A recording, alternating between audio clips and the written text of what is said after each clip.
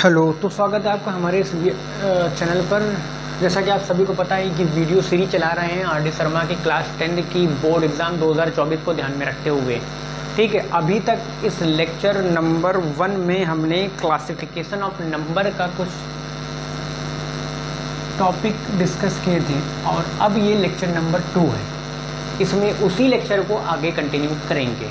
ठीक है, ज़्यादा समय ना बर्बाद करते हुए हम सीधे टॉपिक पर आते हैं। सबको पता ही होना चाहिए कि लेक्चर नंबर 1 देख करके ही इस लेक्चर को देखना चाहिए, क्योंकि उसमें हमने बताया है कि हम किस प्रकार आगे बढ़ेंगे, कौन सी किताब को हम इस सीरीज के माध्यम से ख़त्म करने की कोशिश कर रहे हैं, किस किस पेपर की तैयारी को हमने फोकस में रखा हुआ है, इन डिटेल में हमने लेक्चर नंबर 1 में बताया हुआ है। तो फिलहाल इस लेक्चर नंबर 2 को आगे कंटिन्यू करते हुए क्लासिफिकेशन ऑफ नंबर्स को पढ़ते हुए और नेक्स्ट हेडिंग डालेंगे आप उसमें को प्राइम नंबर किसे कहते हैं। ठीक है, कंपोजिट नंबर हो गया था ना लास्ट लेक्चर नंबर 1 में, कंपोजिट नंबर हो गया था। हाँ, को प्राइम नंबर किसे कहते हैं।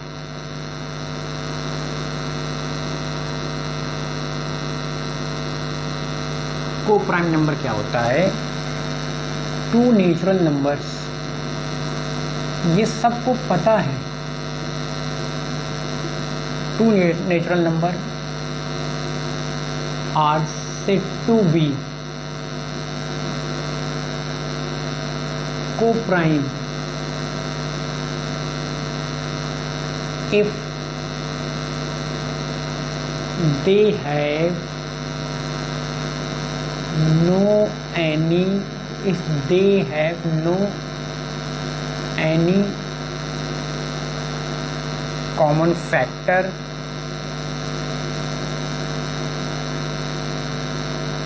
Other than 1। ये सब कक्षा 7, 8, 9 की बातें हैं, लेकिन फिर भी रियल नंबर्स में ये पढ़ाना ज़रूरी होता है, इसलिए हम पढ़ा रहे हैं इसको।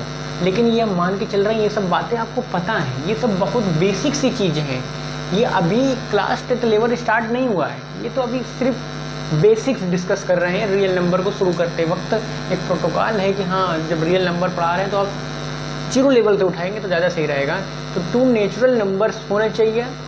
उन 2 नेचुरल नंबर्स के पेयर को हम को प्राइम का जोड़ा बोलेंगे जब इन दोनों में कुछ भी कॉमन ना हो। इट मीन्स अगर हम एग्जांपल देखें, जैसे 3,4 में का HCF निकालें, अगर हाईएस्ट कॉमन फैक्टर 1 होगा। ठीक है, 6,8 को प्राइम नहीं होगा, 3,9 भी को प्राइम नहीं होगा, 5,11 भी को प्राइम होगा, 25,16 भी को प्राइम होगा। ठीक है, 1,2 आल्सो अ को प्राइम। ठीक है, तो ये समझ में आया कैसे को प्राइम के जोड़े पहचानते हैं और कैसे नहीं पहचानते हैं। ठीक है, 2 एक छोटी सी बात नोट डाल करके लिख लीजिए, स्टार बना करके। 2 कॉन्जिक्यूटिव, स्पेलिंग पर ध्यान ना दीजिएगा। ठीक है, कॉन्जिक्यूटिव नेचुरल नंबर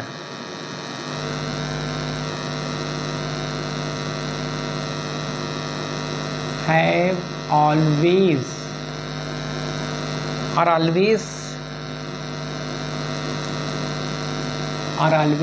को प्राइम।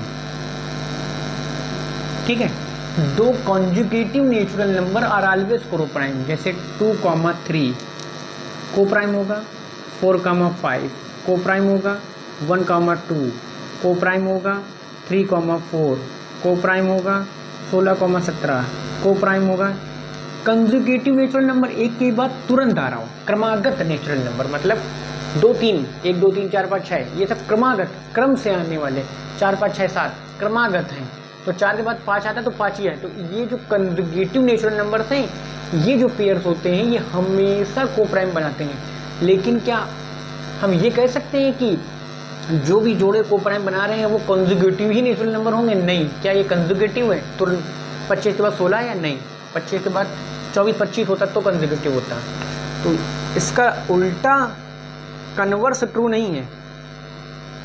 ठीक है, जैसे क्वेश्चन आ जाता है, is it all conjugative natural numbers are always coprime? Yes, but all pairs जो को प्राइम बनाते हैं वो natural number, conjugative natural number हो भी सकते हैं, नहीं भी हो सकते हैं। ठीक है, अब फिलहाल इसमें इतना ज़्यादा कुछ बताने वाला है नहीं इस लेवल पर। अब आगे बढ़ते हैं, रेशनल नंबर को जानते हैं। क्लास 9th में डिटेल में रेशनल नंबर पर चर्चा करने के बाद हम ये मानते हैं कि आप इस लेवल पर पहले क्लास 9 का पढ़ के आकर के बैठे होंगे, तभी ये वीडियो देख रहे होंगे, क्योंकि हम इसमें ज़्यादा समय बर्बाद नहीं करेंगे। It is represented by capital Q, रटी रटाई परिभाषा है जिसको P बाई Q के फॉर्म में लिखा जा सकता है। P और Q दोनों इंटीजर होना चाहिए और Q नॉट इक्वल टू 0 होना चाहिए। अब ये क्या है, बिलोंग एक साइन होता है, जैसे कोई एलिमेंट किसी सेट में होगा या नहीं होगा तो उसे बिलोंग नॉट बिलोंग करके ही रिप्रेजेंट करते हैं। ठीक है, ये एक क्यों रेशनल नंबर के सेट को रिप्रेजेंट करने का तरीका है। सेट बिल्डर फॉर्म रूप में भी कहते हैं इसको, ये रेशनल नंबर बोलते हैं, यानी जो फ्रैक्शन के फॉर्म में हो। ठीक है, जैसे एग्जाम्पल के तौर पर 4/3 एक रेशनल नंबर होगा, 3/4, क्योंकि हाँ ये कंडीशन को फॉलो कर रहे हैं कि नहीं कर रहे हैं। हाँ, P और Q फॉर्म में है, P और अपॉन अंश न्यूमरेटर और डिनोमिनेटर दोनों इंटीजर हैं कि नहीं है। हाँ, दोनों इंटीजर हैं। और हर जो होता है डिनोमिनेटर होता है वो 0 नहीं होना चाहिए। ठीक है, -2 -1 ये भी रेशनल नंबर होंगे क्योंकि इनके नीचे 1/1 लगा सकते हैं हम। -5 -4/1 ये सब रेशनल नंबर होंगे क्योंकि -4 के नीचे 1/1 लगा सकते हैं ना, तो ये P बाई Q और Q नॉट इक्वल टू 0 है। 1 हो सकता है पर 0 नहीं। 22/7 लोगों को कन्फ्यूजन होती है, ये रेशनल नंबर नहीं है, ये भी रेशनल नंबर है। ठीक है भाई, P/Q, P इंटीजर है, Q भी इंटीजर है, 0 नहीं है, इसका मतलब ये एक रेशनल नंबर होगा। कभी भी पाई का मान 22/7 नहीं होता है। पाई एक इर्रेशनल नंबर होता है, इसकी वैल्यू अभी तक कैलकुलेटिव ही है, अभी तक निकाल ही रहे हैं लोग। तो बाई की अप्रॉक्स वैल्यू हम लोग 22/7 रख देते हैं कैलकुलेशन को आसान बनाने के लिए। तो ये ध्यान रहे कि पाई इर्रेशनल नंबर है, ये मेरा इर्रेशनल नंबर है और ये मेरा रेशनल नंबर है। ठीक है, ये पता होना चाहिए। ठीक है, छोटे छोटे डिफरेंस होता है। और 0 भी क्या है, 0/1 लिख सकते हैं कि नहीं, एक ये रेशनल नंबर है। ठीक है, तो रेशनल नंबर किसे कहते हैं, जो P/Q के फॉर्म में लिखा जा सके। ठीक है, उसे रेशनल नंबर कहते हैं जहाँ P और Q यानी अंश और हर यानी न्यूमरेटर और डिनोमिनेटर इंटीजर होने चाहिए और Q नॉट इक्वल टू 0 होना चाहिए। ठीक है, और आगे डेसिमल वाले जब टॉपिक जब शुरू करेंगे तो उसमें भी रेशनल नंबर को फिर से डिस्कस करेंगे इन टर्म्स ऑफ डेसिमल के रूप में। ठीक है, तो फिलहाल अभी तक हम लोगों ने क्या पढ़ा, ये देखा कि सबसे छोटा नेचुरल नंबर होता है, उससे बड़ा होल नंबर होता है। ठीक है, उससे बड़ा इंटीजर होता है और फिर उससे बड़ा रेशनल नंबर होता है। ठीक है, यानी कि इस डायग्राम्स के मदद से हम कह सकते हैं कि सभी नेचुरल नंबर होल नंबर के अंदर है, सभी होल जेड के अंदर है और सभी जेड को क्यू भी बोल सकते हैं। यानी कि अब all Z are always Q but all Q are not necessary a Z. ठीक है, सभी जेड जो है सभी इंटीजर रेशनल नंबर तो होते ही हैं, लेकिन सभी रेशनल नंबर इंटीजर नहीं हो सकते हैं, हो भी सकते हैं नहीं भी हो सकते हैं। ठीक है, तो ये हो गया है। तो फिलहाल ये लेक्चर कितने नंबर हो गया, 1 मिनट देखते हैं, 9 मिनट का है, 6 मिनट अभी और भी हैं। अब आगे बढ़ते हैं, हेडिंग डालेंगे इर्रेशनल नंबर क्या होता है। हम ज़्यादा डिटेल में चर्चा ना करके, क्योंकि ये अभी मेरा सिलेबस का पार्ट नहीं है, तो हम इसको ज़्यादा डिटेल में चर्चा नहीं कर रहे हैं। ठीक है, अब हम डालेंगे हेडिंग रेशनल नंबर क्या होता है।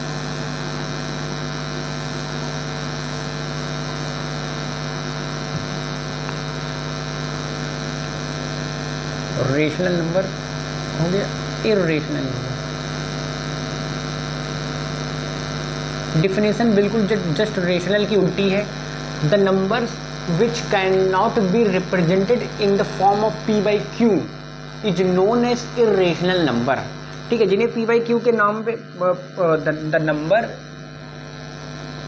the number which cannot be represented in the form of P by Q, where P, Q belongs to integer and Q not equal to 0.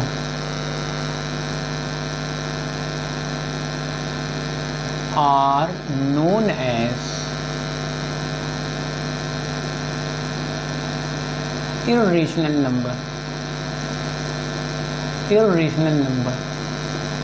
It is represented by Q dash करके, Q complement करके represent किया जाता है. Example के तौर पर हम लिख सकते हैं, 1 मिनट स्याही भर लेते हैं, उससे पहले हम को पॉज कर. ठीक है.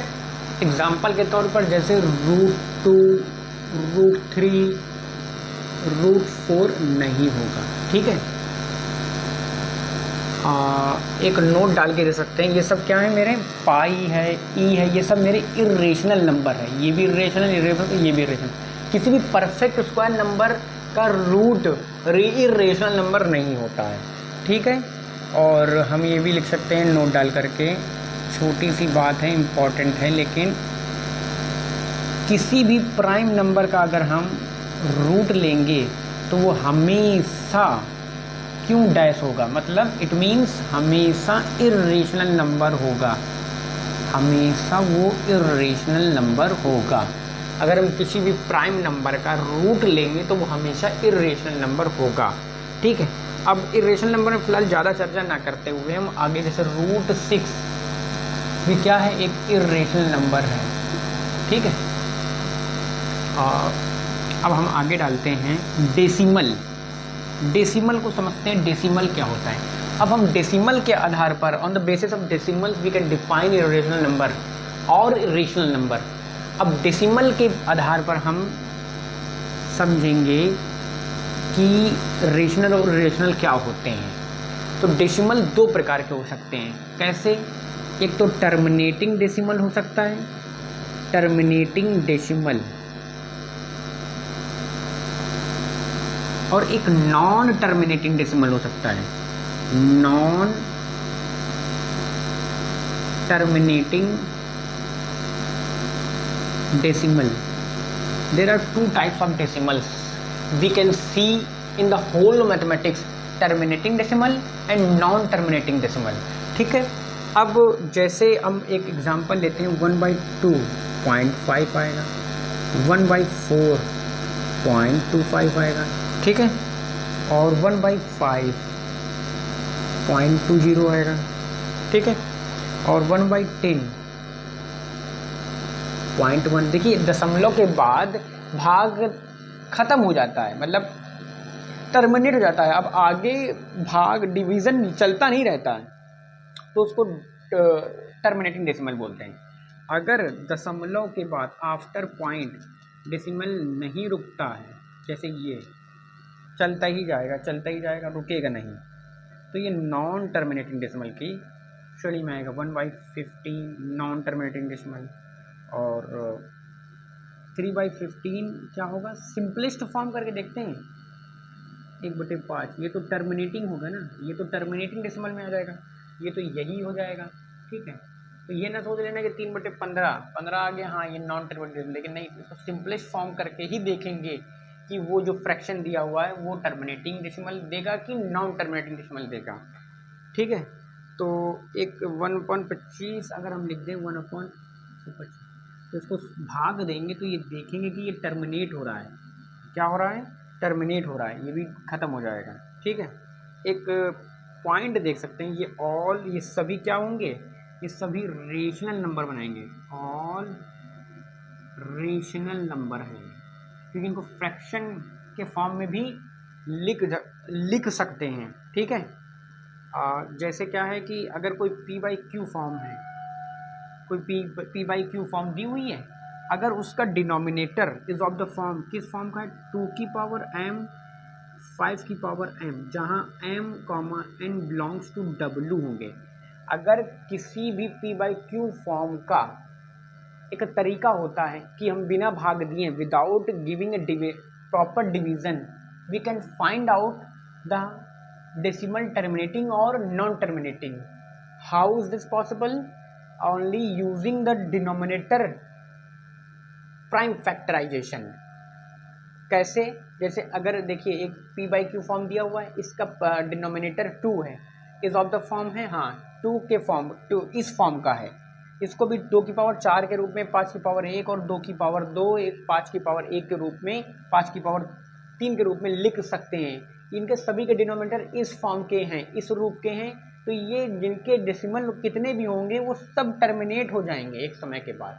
अगर जिनका अंश, जिनका हर जो है डिनोमिनेटर इस रूप का नहीं, यानी कि जिसके हर में 2 और 4, 5 के प्राइम फैक्टर के अलावा और कोई फैक्टर आ जाए, तो वो डेसिमल टर्मिनेट नहीं होगा, वो नॉन टर्मिनेट हो जाएगा. ठीक है, ये हो जाएगा. अदर जो होगा वो अगर इस फॉर्म का नहीं है, अगर 2 और 5 के अलावा और भी प्राइम फैक्टर आ गए तो वो जो डेसिमल होगा वो टर्मिनेट नहीं होगा. अब नॉन टर्मिनेटिंग डेसिमल भी 2 प्रकार के होते हैं.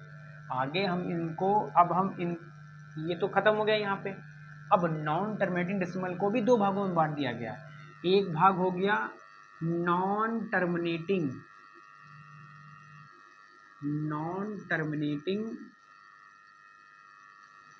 रिपीटिंग डेसिमल, और एक भाग हो गया नॉन टर्मिनेटिंग नॉन रिपीटिंग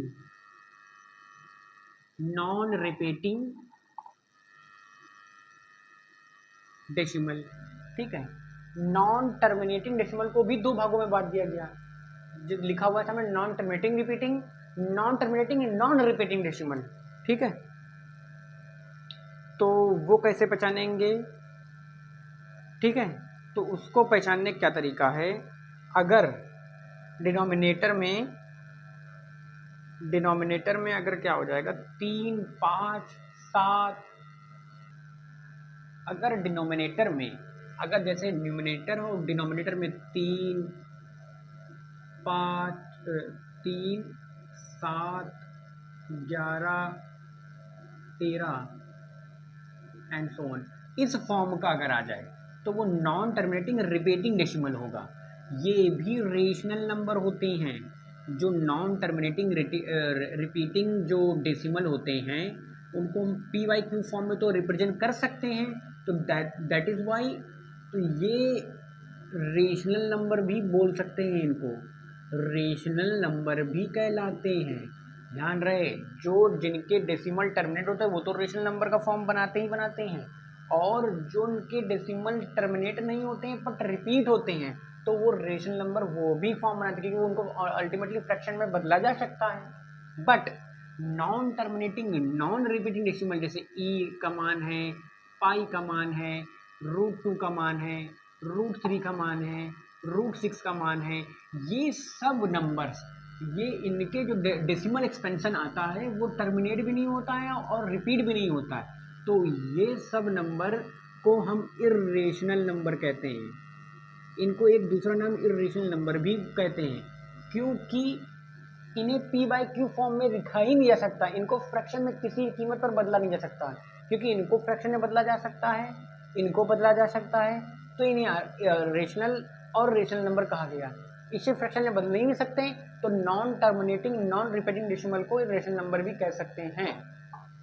ये एक बहुत छोटी लेकिन इम्पोर्टेंट बात थी.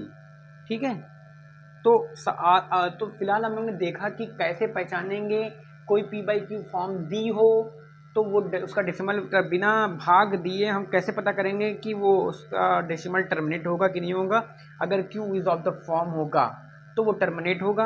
अदरवाइज ये फॉर्म का अगर q हुआ तो वो टर्मिनेट नहीं होगा, लेकिन वो रिपीटिंग होगा, क्योंकि भाई वो फ्रैक्शन फॉर्म में है, तो इसका मतलब वो तो 2 और 5 तो है नहीं, तो इसका मतलब वो अल्टीमेटली वो रिपीट होगा. ये याद रखने की ज़रूरत नहीं है भाई, अगर इस फॉर्म का नहीं इस फॉर्म का हुआ तो रिपीट होगा, ये टर्मिनेट होगा डेसिमल. अगर फ्रैक्शन है इस फॉर्म की है तो वो नॉन टर्मिनेटिंग तो रिपीटिंग जरूर होगा, क्योंकि इरेशनल तो होगा नहीं, इरेशनल को तो फ्रैक्शन फॉर्म में बदल ही नहीं सकते ना हम।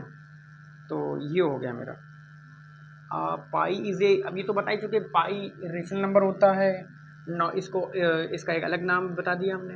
तो इस लेक्चर में हम इतना ही लगते हैं, क्योंकि ये 15 मिनट का ऑलरेडी वीडियो हो गया है। तो फिलहाल इस लेक्चर में, हाँ 20 मिनट का हो गया, तो इस लेक्चर में फिलहाल इतना ही रखते हैं। नेक्स्ट लेक्चर में इसी नंबर और क्लासिफिकेशन ऑफ नंबर को कंटिन्यू करेंगे, और अपने एक्सरसाइज अभी हमने फिर इसमें भी कोई HW नहीं दे पा रहे हैं, क्योंकि अभी किताब की एक्सरसाइज पर हम नहीं पहुँचे, अभी ये सिर्फ बेसिक ही डिस्कस कर रहे हैं हम।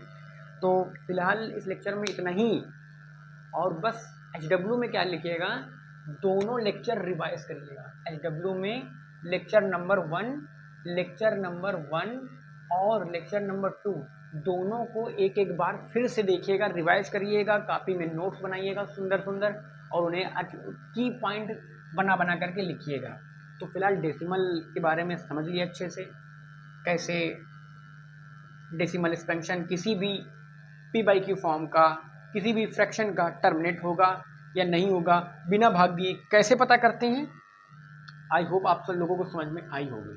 ठीक है, अब नेक्स्ट वीडियो में लेक्चर नंबर 3 कल हम देखेंगे। तब तक के लिए रिवीजन करिए और मौज करिए। धन्यवाद।